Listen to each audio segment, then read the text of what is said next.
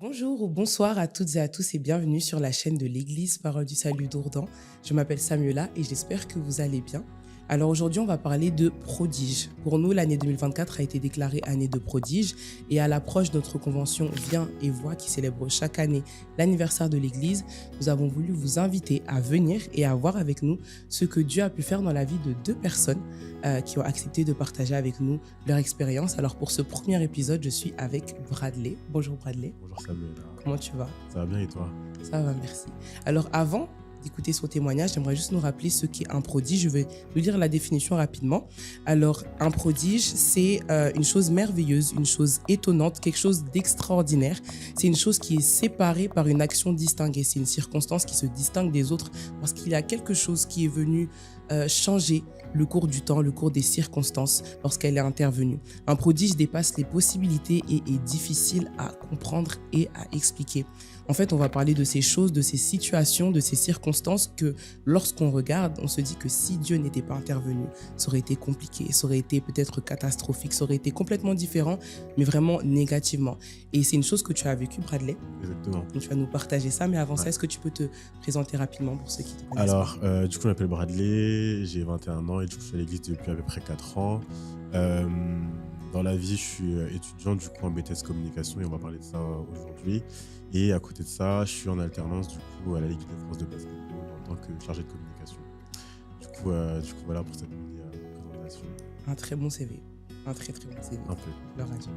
Alors du coup, on va parler de ton BTS Ça. comme tu viens de le mentionner. Déjà, avant d'en venir du coup à la période dont on va parler, donc les examens, est-ce que tu peux nous donner un peu de contexte de comment s'était passé pour toi cette dernière année de BTS? Alors, de base, je comptais pas du tout faire de la communication. Je comptais faire une licence TAPS pour devenir prof de PS. Mais Dieu m'a mis à cœur de faire de la communication suite à ce que j'ai pu entrevoir, en tout cas à l'église. Donc, je me suis inscrit en BTS Communication en septembre 2022. Tout allait très bien. J'étais vraiment dans mon élément. Je me sentais bien. Enfin, je savais que c'était fait pour moi et que Dieu m'avait mis à cœur de faire ça, en fait, en tout cas, de la communication. Donc, ma première année se passe très très bien. J'ai de bonnes notes, tout se passe bien, j'ai fait station, tout ça. Je passe en deuxième année et pareil, tout se passe très bien pendant mes 2 semestres. Et voilà, entre guillemets, en tout cas, mes 2 années sont très bien passées en général. Très bien. Donc du coup, on arrive après à la période d'examen, donc mai-juin. Tu C'est ça. passes les écrits, tu passes les oraux. Est-ce que tu peux nous raconter le jour de ton oral? Alors, faut savoir que c'était l'oral que j'attendais le plus, puisque c'était un oral avec coefficient 4, donc c'était une matière qui valait beaucoup, beaucoup de points pour mon BTS. Et en fait, si je réussissais, j'avais mon BTS, si je réussissais pas, je l'avais pas. Donc j'avais tout misé dessus. Ça faisait 2 ans que je travaillais dessus. Ça faisait 2 ans que j'avais de très bonnes notes sur ce projet-là parce que je le connaissais par cœur. Et j'arrive à cet oral-là. J'ai attendu j'ai attendu pendant 1 heure parce qu'ils étaient grave en retard alors que j'étais parmi les premiers à passer. Et j'arrive, je m'assois et on nous appelle. En fait, on a un numéro de candidat Mhm. qui est assigné. Et quand on a notre numéro de candidat, en fait, c'est le numéro de nos jurys aussi en même temps. Donc, je rentre dans la salle avec mes jurys et je tombe sur 2 dames, en tout cas, qui me voient arriver au loin et qui baissent la tête déjà au premier regard. Donc, je me dis, bon, c'est pas grave, mais on continue. Donc, je m'assois, je me présente. J'étais bien habillé, tenue pro et tout. Genre, je crois que j'étais l'un des seuls à avoir ma tenue pro, En plus. à être en costard et tout, genre bien Ouais. habillé. Donc, tout sourire, je m'assois, je me prépare déjà. Et faut savoir que dans cet oral-là, j'ai 5 minutes de présentation, on ne va pas me couper. Donc, je commence à me présenter. Et à peine je donne mon nom et mon prénom, que là, bim, on me coupe. Donc, je me dis, bon, Aïe. on dit rien, mais je continue, ça va pas me déstabiliser. Et dans tous les cas, je continue parce que je savais en tout cas ce que j'avais appris et je Mhm. connaissais mon sujet. Donc, je continue. Et en fait, plus l'oral passe et plus en fait, elle me coupe la parole pour me poser des questions hyper poussées. Des questions que j'ai jamais eu à répondre auparavant, que mes profs m'ont jamais posées. Donc, je continue, je réponds à toutes leurs questions. Donc, je continue, ça se déroule, ça se déroule. Encore des questions pour me déstabiliser. Il y en a une des deux qui me regarde pas du tout dans les yeux pendant tout l'oral. Elle a les yeux figés sur mon classeur, parce que j'avais un classeur et une fiche avec toutes mes compétences. Et elle a les yeux figés dessus, elle ne me regarde pas. Et les seuls moments où elle lève la tête, c'est pour me poser des questions, en tout cas sur ce que j'ai écrit ou ce que j'ai pas écrit. Et me demander de prouver ce que, en tout cas, j'avais dit. Donc, je sors de l'oral dépité parce que je me dis, j'ai eu tellement de questions que ça s'est très mal passé. Mhm. Mais je me dis quand même, j'ai un deuxième oral qui arrive. c'est rien qui est fait. Enfin, ça se trouve, vous avez été méchante comme ça, mais d'apparence, non. Enfin, en tout cas, je continue ma vie, je vais au travail juste après. Et au travail, je leur explique, ils me disent non, mais t'inquiète, il y en a, ils sont comme ça, ils sont méchants de base. Mais c'est juste pour déstabiliser. Et après, ils vont te mettre une bonne note. Je me dis, j'espère. Je me dis, j'espère. Le soir, je rentre, je prie. Et là, j'ai mon deuxième oral qui a lieu 4 jours après. Pareil, coefficient 4, même importance. C'est un oral qui compte énormément pour mon BTS. Et celui-là, je le connaissais encore plus que le précédent, puisque c'était vraiment un oral. Vraiment, 20 sur 20, je visais le 20 sur 20, pas plus, pas moins, alors 20 sur 20. Donc pareil, j'arrive, je m'assois, je vois mes jurys qui étaient 2 dames aussi. C'était les mêmes? Non, c'était 2 différentes, Dieu merci, parce que sinon je pense que là j'allais pleurer. Mais elle m'avait l'air gentille d'apparence, l'oral se passe très bien de mon côté, et je déroule ce que je connais, pose des questions. Elle met beaucoup de mise en situation, ce qui n'était pas nécessaire et ce que j'avais jamais vu, mais c'est pas grave, je me mets en situation professionnelle et je continue et je pars en tout cas le cœur apaisé parce que je me dis j'ai réussi au moins un oral sur les 2. Voilà. Ok, donc finalement ça s'est bien passé, ça avait l'air de s'être bien passé. Voilà. Et quels ont été les résultats finalement? Alors, je reçois mes résultats en début juillet et je vois que j'ai pas mon BTS. Donc là, ça a été un peu la... Donc c'était à cause des oraux. Voilà, j'étais un petit peu choqué. Donc j'ai attendu d'avoir mon relevé de notes et j'ai vu que c'était à cause des oraux, de ces 2 oraux-là. En fait, toutes mes autres notes, j'avais eu vraiment des notes qui étaient au-dessus de la moyenne, donc voilà. Et sur ces 2 oraux-là, je suis complètement passé à côté, entre guillemets. Donc pour le premier oral, j'ai eu 6 sur 20, coef 4. Et pour le deuxième, j'ai eu 8 sur 20. Du coup, coef 4, ça veut dire que mon BTS, je l'ai pas eu à cause de ça. De là, la première chose que je fais, c'est de prier parce que je me dis, c'est peut-être la volonté de Dieu que je l'ai pas et qu'il a prévu d'autres choses. Et j'étais pas en colère, j'étais pas non plus triste. Je me suis dit, écoute, voilà, au moins j'ai appris des choses pendant ces 2 ans, même si j'ai pas la fin, mais c'est pas grave. Donc, la première chose que je fais, c'est de regarder mes notes, sauf que quand j'ai vu mes notes, je me dis, c'est un peu bizarre quand même, puisque j'étais habitué à des 18, 19 toute l'année, et voilà. Donc, j'envoie un mail à mes professeurs, je leur dis, j'ai pas eu mon BTS, merci pour tout, pour ces 2 années et tout. Et même si les notes que j'ai eues sont un petit peu douteuses. De là, mes profs, elles me répondent et elles, choquées, me disent en fait que c'est pas normal que j'ai ces notes-là. Donc, elles prennent les devants et contactent mon école qui contacte la maison des examens. Elle contacte la maison des examens en un jour et leur dit qu'en fait, c'est pas possible que j'ai ces notes-là en tout cas et qu'il n'y ait pas de retour derrière. Donc de là, je vois que je suis soutenu par mon école et directement le lendemain, mon école m'appelle et me demande si je veux redoubler. Donc je me dis, waouh, ils perdent pas de temps. Je leur rappelle, et quand je leur réponds, je leur dis non, je vais pas redoubler, je vais pas reprendre encore une année, sachant que c'est pas du tout le même référendum qu'il y aura l'année prochaine.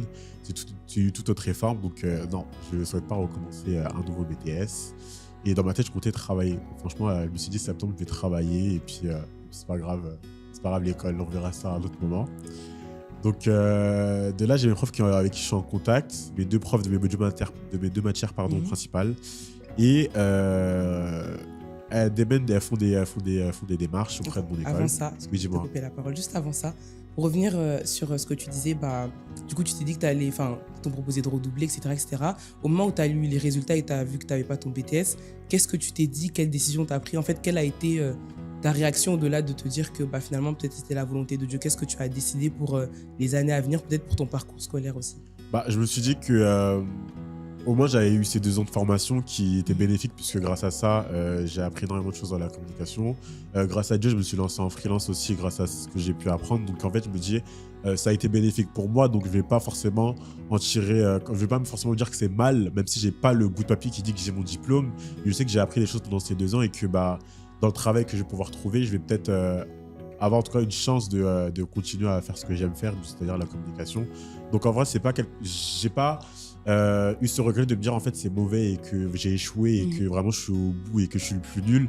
Au contraire, je me suis dit en fait c'est peut-être Dieu qui a voulu ça et qu'au final j'ai peut-être mieux derrière aussi qui m'attend. Donc j'ai vu ça comme quelque chose de bénéfique, même si ça fait mal au cœur parce que tu te dis t'as passé 2 ans quand même à vouloir quelque chose mais tu l'as pas eu.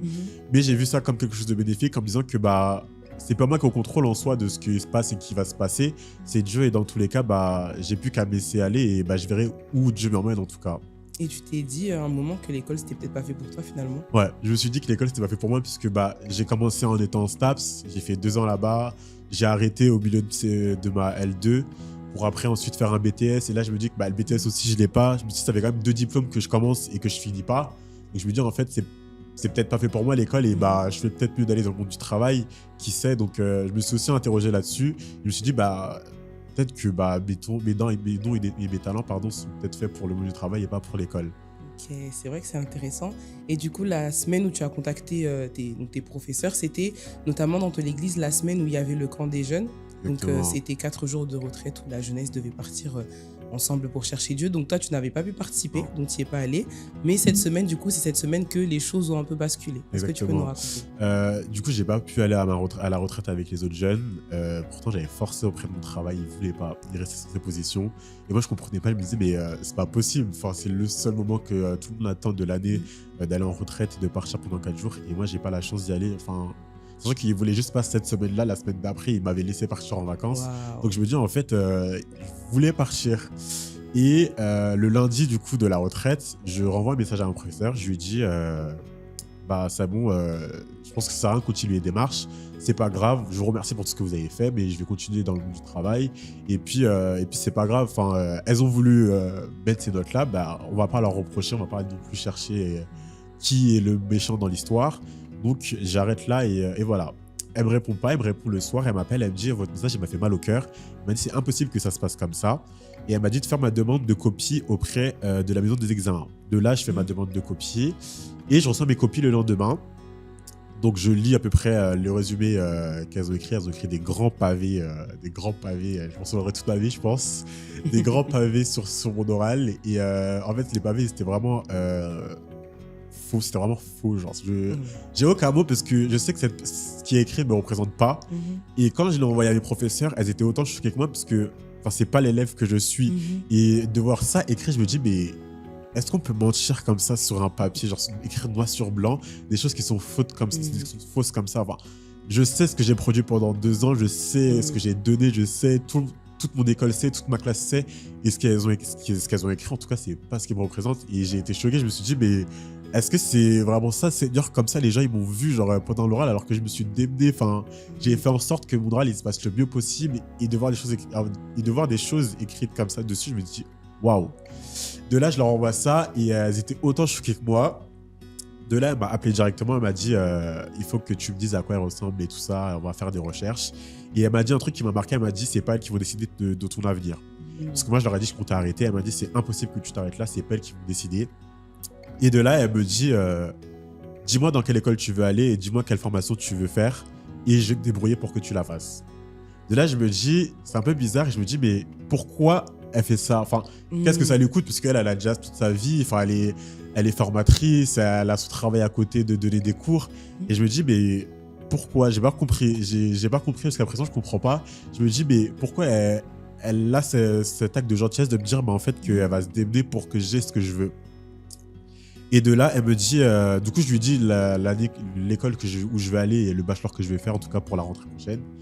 Et elle donne mes contacts à ma deuxième professeure qui, elle aussi, m'appelle.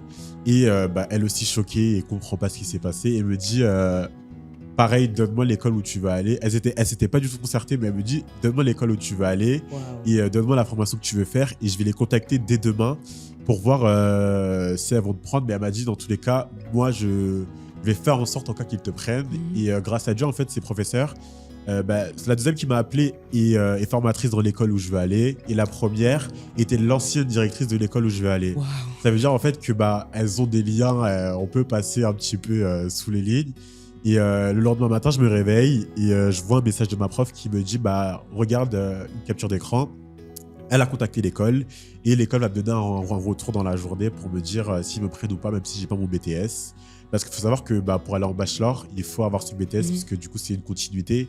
Et si tu n'as pas ton bachelor, bah, même si tu t'es inscrit avant, le BTS, c'est vraiment la formalité qui te fait t'inscrire.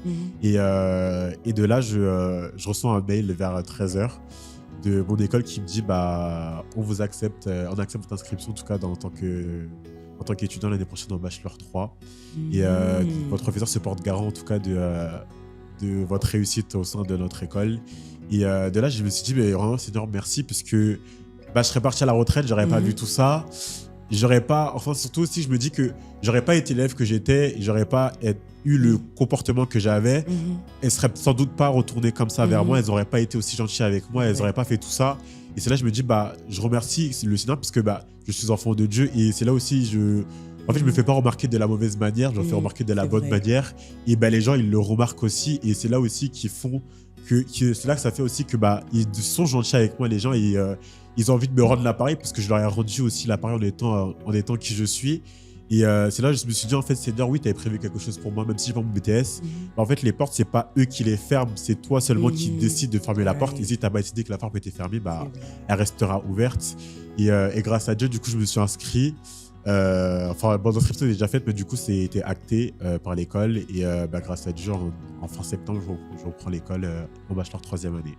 Waouh, bah, félicitations. Merci. Déjà, franchement, c'est incroyable. On voit vraiment, bah, c'est vraiment un prodige finalement. Si Dieu n'était pas intervenu, si tu n'avais pas la grâce de Dieu ou la faveur de Dieu, ça aurait été vraiment différent finalement. Et même le fait que finalement tu n'aies pas pu aller au camp de la jeunesse, c'est pas parce que tu n'y vas pas que Dieu n'a pas quelque chose pour toi en fait. C'est ça. Tu avais un autre plan et on voit que c'est vraiment le maître des temps et des circonstances. Et quel message est-ce que tu pourrais dire que cette situation t'a donné? Quel message de la part de Dieu tu as pu recevoir en fait finalement par cette expérience? Bah, le message principal, c'est surtout même dans l'épreuve, en fait, de pas forcément se lamenter ou porter des paroles qu'on pense pas, mais surtout de prier et de regarder et attendre ce que Dieu a prévu pour nous.